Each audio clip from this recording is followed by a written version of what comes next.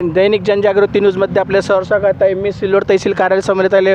इथं शिंदेपळचे शेतकरी कुटुंब पट्टे परिवार हे उपोषणाला बसलेले आहे. नेमकं यांची काय मागणी आपण जाणून घेऊया ताईकडनं. यांच्यावर काय अन्याय झालं हे नेमके परिवारसोबत लहान बाळाला घेऊन हे उपोषणाला बसलेलं आहे. ताई नमस्कार, आपलं जनजागृती न्यूजमध्ये स्वागत आहे. ताई काय म्हणणं बोला आपलं. माझं म्हणणं आहे, माझ्या नवऱ्याने मला सोडून दिलेलं आहे, माझ्या 2 मुलींना सोडून दिलेलं आहे.